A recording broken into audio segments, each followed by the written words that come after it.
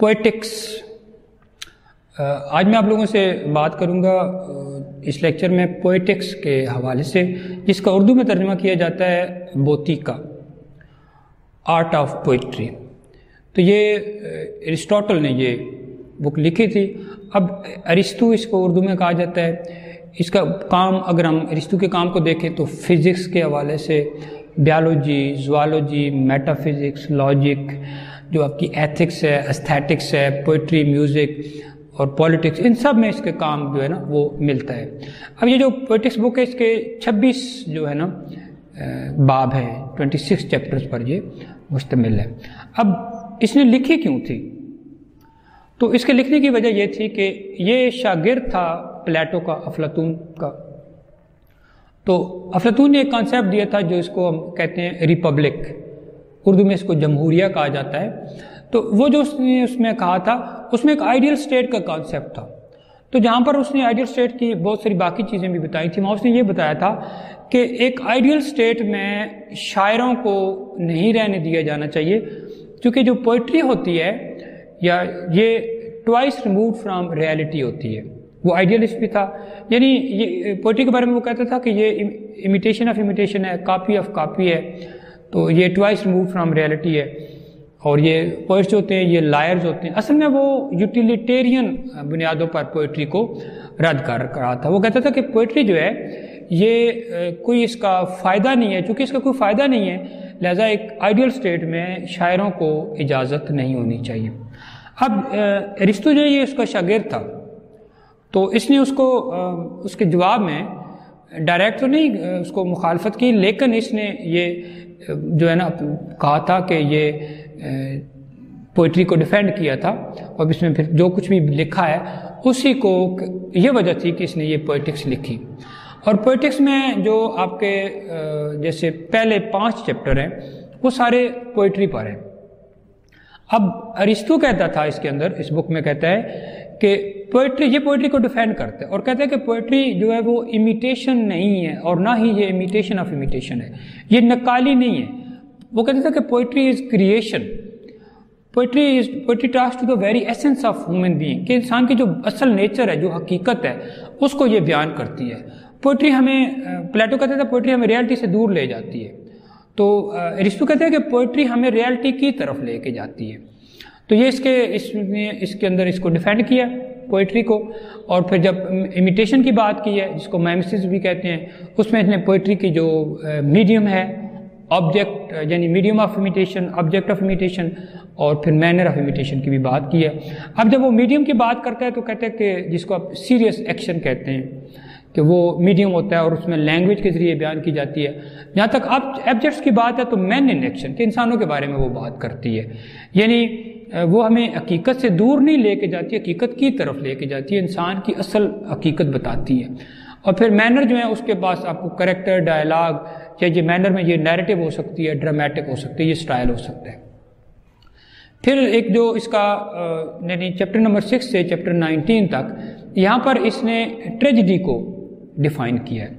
अब ट्रेजिडी के बारे में वो ये कहता है कि tragedy is the imitation of an action that is complete, serious and also as having magnitude in language, complete in itself in language embellished with playable accessories in order to arouse pity and fear wherewith to make catharsis of such feelings। अब ये जो tragedy की definition है ये 2 हिस्सों में तकसीम होती है। एक इसका जो पार्ट है वो है कि जिसको हम कहते हैं जो कॉन्स्टिट्यूएंट्स एलिमेंट्स ऑफ ट्रेजिडी हैं, और इसका जो दूसरा हिस्सा है वो कॉन्स्टिट्यूएंट्स एलिमेंट्स नहीं है बल्कि वो उसका फंक्शन ऑफ ट्रेजिडी है। पहली बात तो ये है कि एक ट्रेजिडी बनती कैसे है, कौन कौन सी चीज़ें हैं जो एक ट्रेजिडी के अंदर मौजूद होती हैं, और तब वो हम कह सकते हैं कि ये एक ट्रेजिडी है। अब जब वो ट्रेजिडी की बात करता है तो वो कहता है कि ट्रेजिडी जो है इसके जो 6 पार्ट हैं, जो इसके कॉन्स्टिट्यूएंट पार्ट होते हैं, जैसे उसके अंदर आपको plot, character, thought, spectacle, diction और मेलोडी वगैरह मिलती है।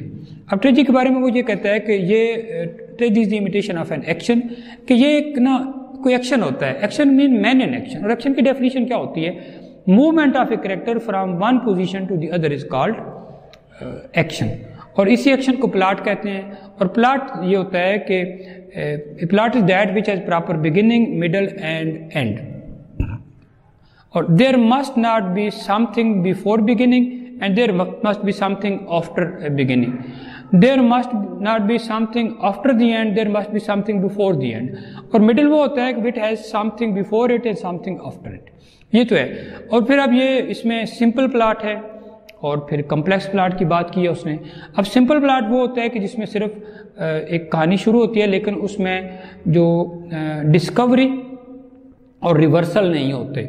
और जो कम्प्लेक्स प्लॉट की जब वो बात करता है तो वो कहता है कि उसके अंदर आपकी जो डिस्कवरी और रिवर्सल होता है। डिस्कवरी मीन कि उसको पता चलता है हीरो को, पहले उसको हकीकत का पता नहीं होता, फिर उसको हकीकत का एक टाइम पे पता चल जाता है। और जब हकीकत का पता चल जाता है तो उसके बाद वो जिस की तरफ मूव करता है वो रिवर्सल है।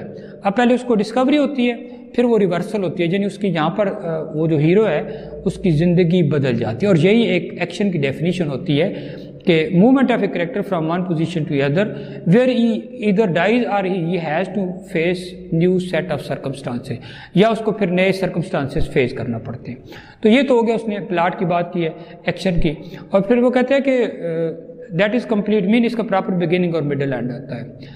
और फिर विच हैज़ मैग्नीट्यूड।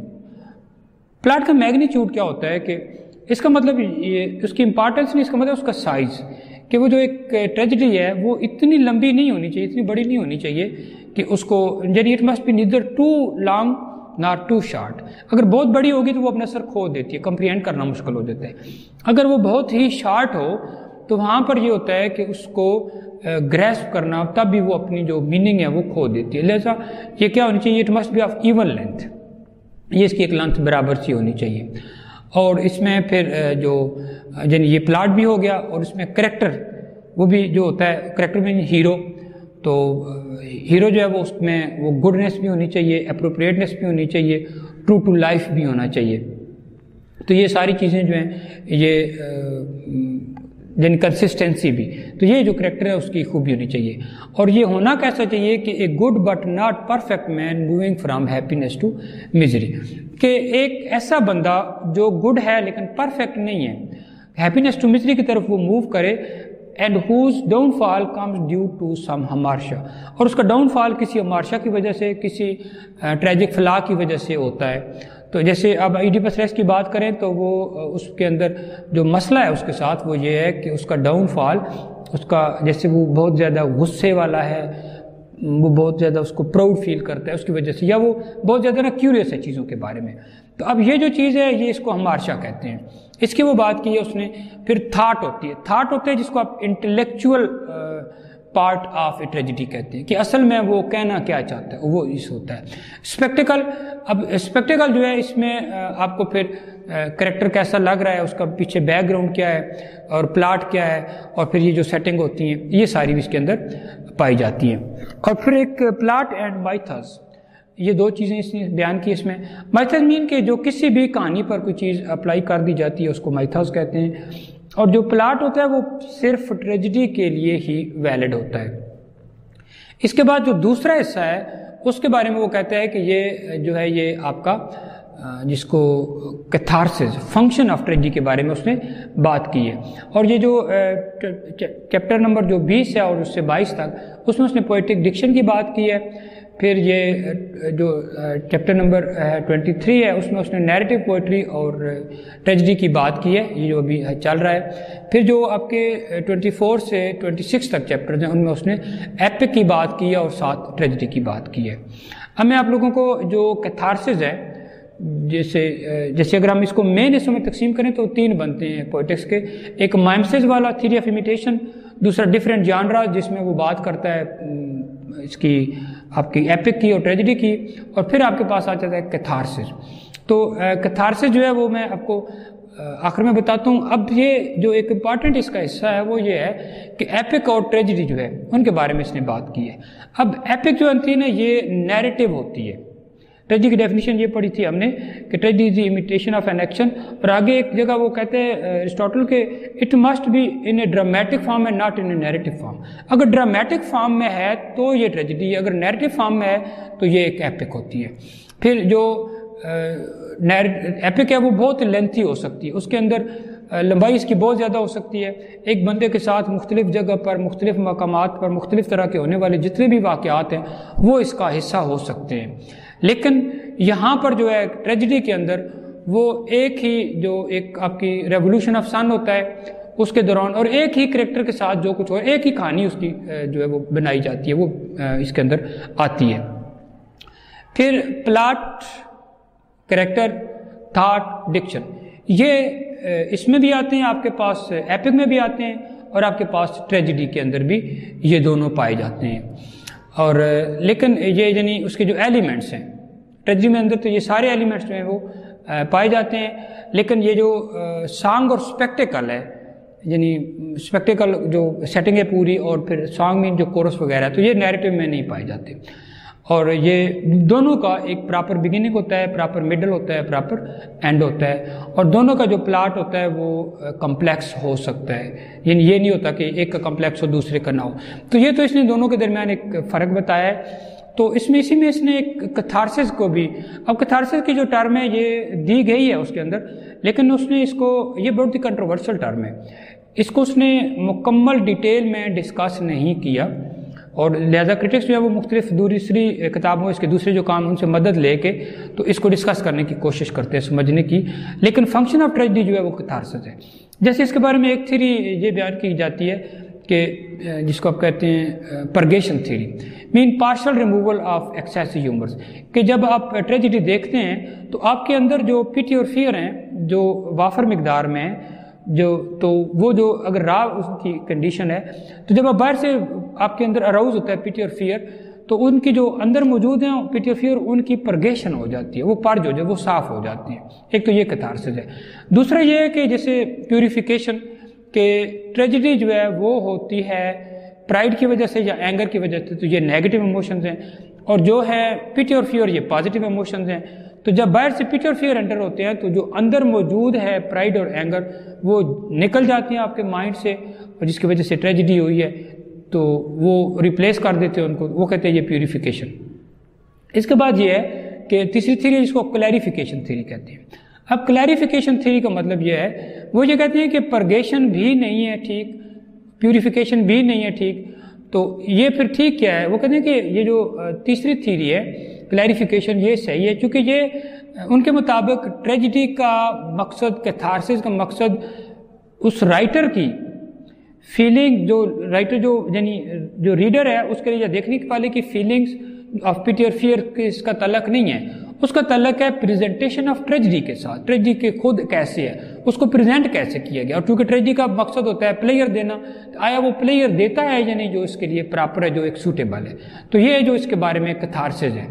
तो ये जो सारी चीज़ें मैंने आपको बताई हैं कि ये यानी पोएटिक्स जो है ये सारी ना एक समझ लें कि ये एक डिस्कोर्स है क्रिटिसिज्म के बारे में, और ये पहली एक अथेंटिक बुक है जिसको हम कहा जाता है कि ये क्रिटिसिज्म पर एक यानी एक ऐसे समझ लें कि ये उसको आप बाइबल ऑफ क्रिटिसिज्म समझ लें कि उसको ना एक अथेंटिक बुक है। यहाँ से क्रिटिसिज्म जो है वो अथेंटिकली एक खास तरीके से स्टार्ट होना शुरू हो जाता है। तो ये सारा है जो हमने आपको पोएटिक्स के बारे में बताया है। तो अगर हम पोएटिक्स को पढ़ें और ख़ासकर इसके अंदर जो ट्रेजिडी है उसके कॉन्सेप्ट को पढ़ें, तो उसके बाद हमें कोई भी जो ट्रेजिडी है हम उसको समझ सकते हैं। और ये पोएटिक्स के अंदर जो कॉन्सेप्ट्स हैं इनकी सबसे ख़ास बात ये है कि आज भी जब हम ट्रेजिडी की बात करते हैं तो हमारे ज़हन में सबसे पहले जो बात आती है वो पोएटिक्स आती है, क्योंकि उसके अंदर मुकम्मल तौर पर, वाज़ेह तौर पर उसने ट्रेजिडी और उसकी जो कॉन्स्टिट्यूएंट पार्ट्स हैं और उसके फंक्शन के बारे में उसने बात की है। तो ये सारा आज का लेक्चर आपका पोएटिक्स के बारे में, पोएटिक्स बाय एरिस्टोटल।